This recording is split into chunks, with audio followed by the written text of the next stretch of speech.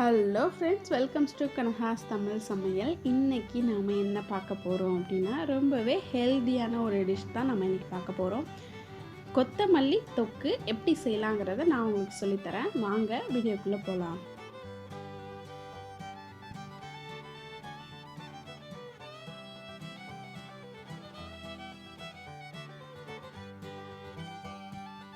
தேவையான பொருட்கள்: காய்ந்த மிளகாய், புளி, பெருங்காயத்தூள், நல்லெண்ணெய், கடுகு, பச்சை கொத்தமல்லி, உப்பு. ஃபஸ்ட்டு ஒரு ஜார் எடுத்துக்கோங்க. அதில் நான் 5லேருந்து 6 காய்ஞ்ச மிளகாய், கொஞ்சோண்டு புளி சேர்த்துருக்கேன். நீங்கள் உங்கள் காரத்துக்கு தகுந்த மாதிரி மிளகாய் சேர்த்துக்கோங்க. 1 டேபிள் ஸ்பூன் அளவுக்கு நான் உப்பு சேர்த்துருக்கேன், கல் உப்பு. இதிலே நாம் கொத்தமல்லி ஆட் பண்ணிக்கலாம். நான் கொத்தமல்லி வேர்லாம் எடுத்துகிட்டு நல்லா வாஷ் பண்ணி கட் பண்ணி வச்சுருக்கேன்.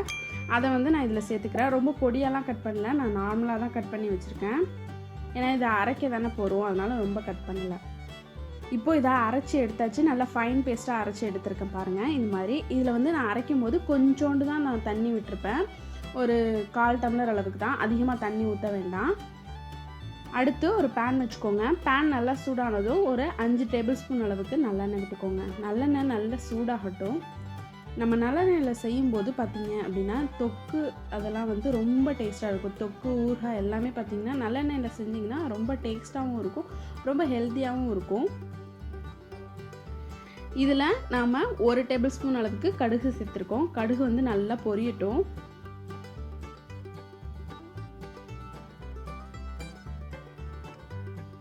நல்லெண்ணெய் உடம்புக்கு ரொம்ப நல்லது, ரொம்ப குளிர்ச்சியானது. சரும நோய்கள் எதுவுமே வராமல் உங்களுக்கு ரொம்ப ஹெல்ப் பண்ணும். அதனால் நீங்கள் மேக்ஸிமம் உங்களோட சாப்பாட்டில் அதிகமாக நல்லெண்ணெய் எடுத்துக்கோங்க.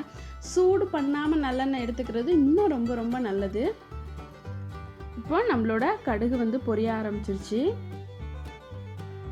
நல்லா எல்லாமே பொரியட்டும்.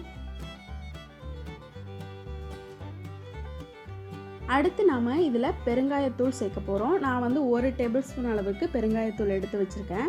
பெருங்காயத்தூள் நீங்கள் இது மாதிரி ஊறுகாய், சட்னி, இதுமாரி எது செஞ்சீங்க அப்படின்னாலும் பெருங்காயம் அதிகமாக சேருங்க. ஏன்னா அது உங்களோட ஜீரண சக்தியை அதிகப்படுத்தும். சாப்பிட்ட எந்த சாப்பாடாக இருந்தாலும் சீக்கிரமாக டைஜஸ்ட் ஆகிடும். இதை மாதிரி இதிலெல்லாம் நீங்கள் அதிகமாக சேர்த்துக்கிட்டீங்க அப்படின்னா ஃப்ளேவரும் நல்லாயிருக்கும், டேஸ்ட்டும் ரொம்ப சூப்பராக இருக்கும்.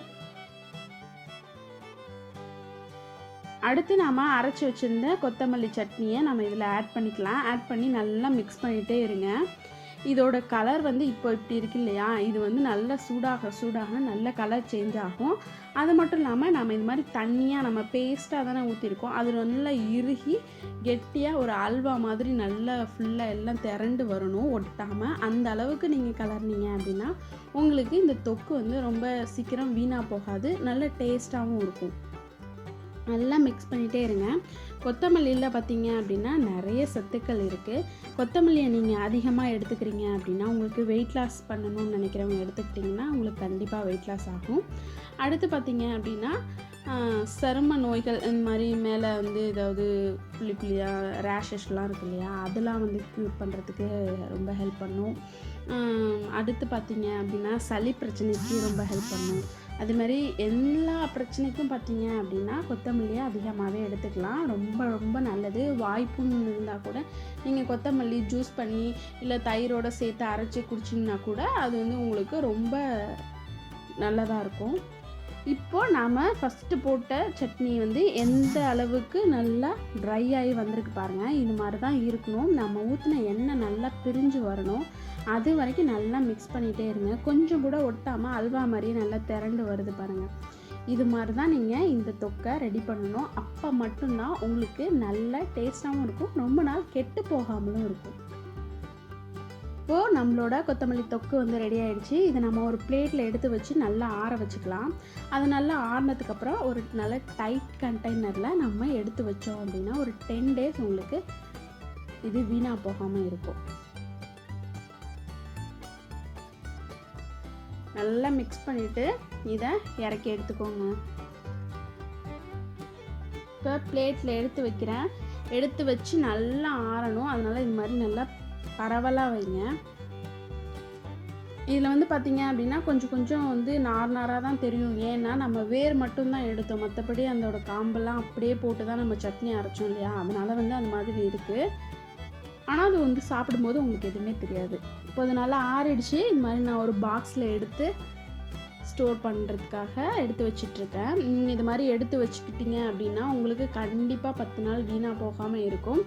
அது மட்டும் இல்லாமல் இதை வந்து நீங்கள் இட்லி, தோசை, தயிர் சாதம், சாம்பார் சாதம்னு எதோட வேணாலும் சேர்த்து சாப்பிட்லாம். கண்டிப்பாக ஆனால் சாப்பிடுங்க. கண்டிப்பாக ரொம்ப உடம்புக்கு ஹெல்த்தியான ஒரு டிஷ் கொத்தமல்லி தொக்கு.